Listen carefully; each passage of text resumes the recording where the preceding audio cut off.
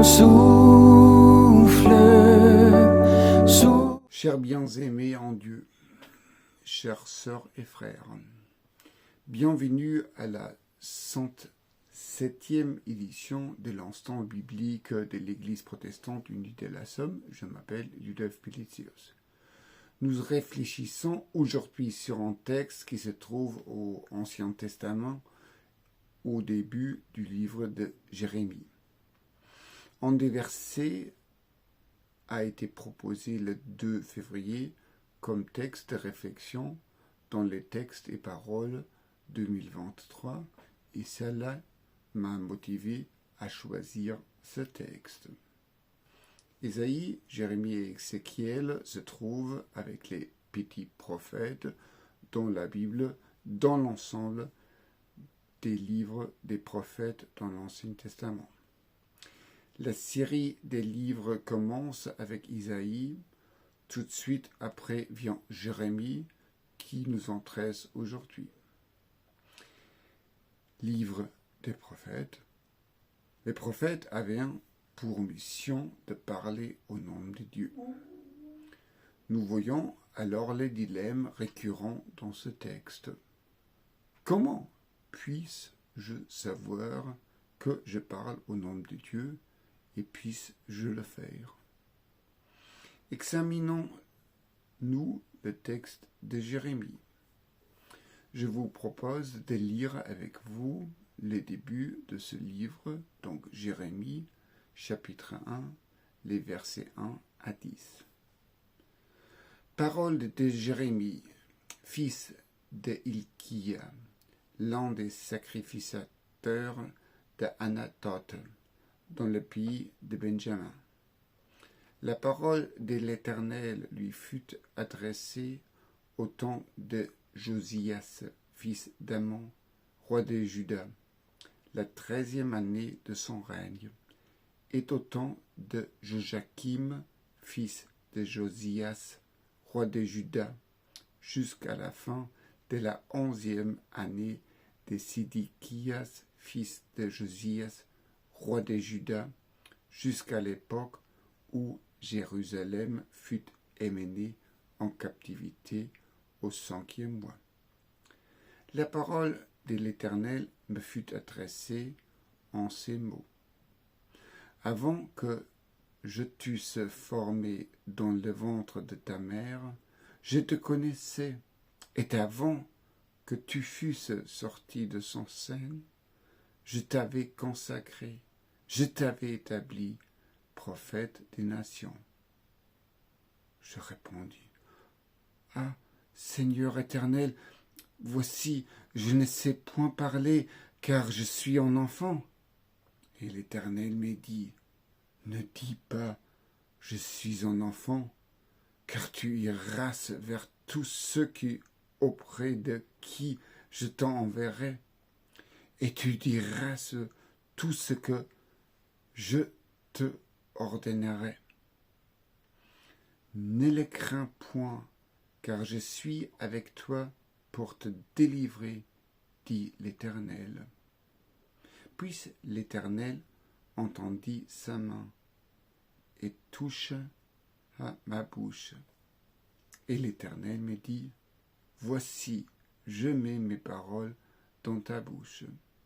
Regarde, je t'établis aujourd'hui sur les nations et sur les royaumes, pour que tu arraches et que tu abattes, pour que tu ruines et que tu détruises, pour que tu bâtisses et que tu plantes. » Fin de la lecture. En fait, Jérémie connaît déjà Dieu. Il connaît le culte, il connaît la liturgie, il est socialisé à l'Église.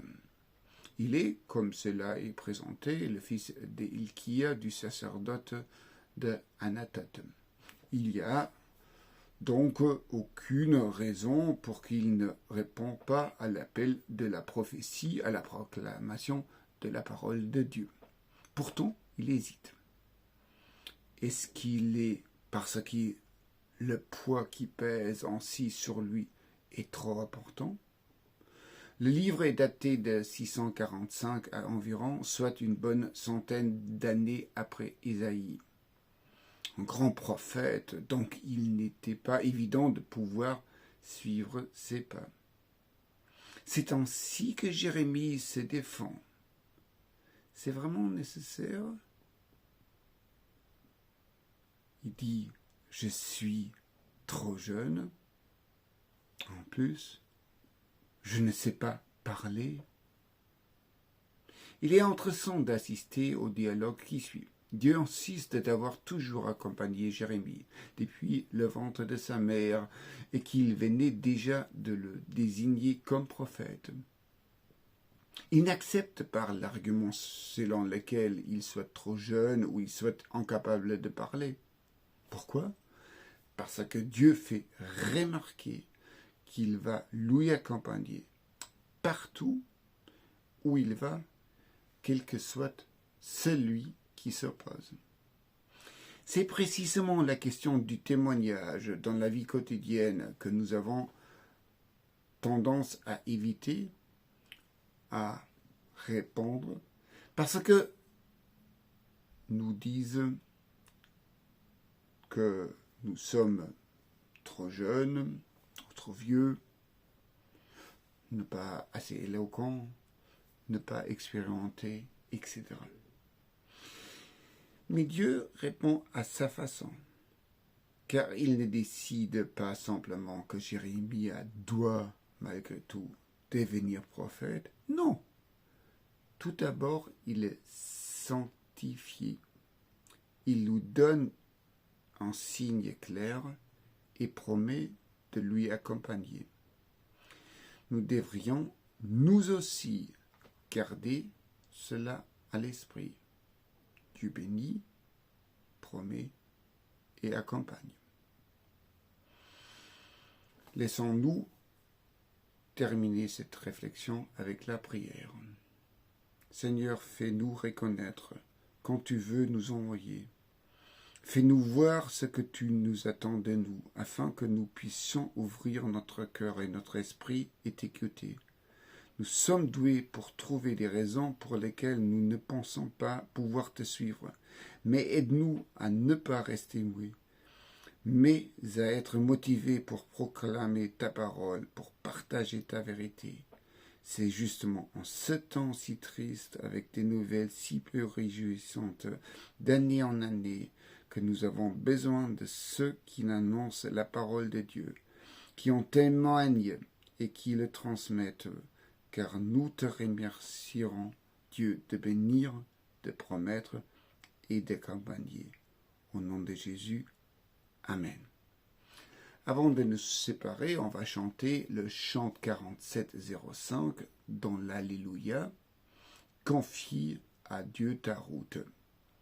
Je vous remercie pour votre fidélité.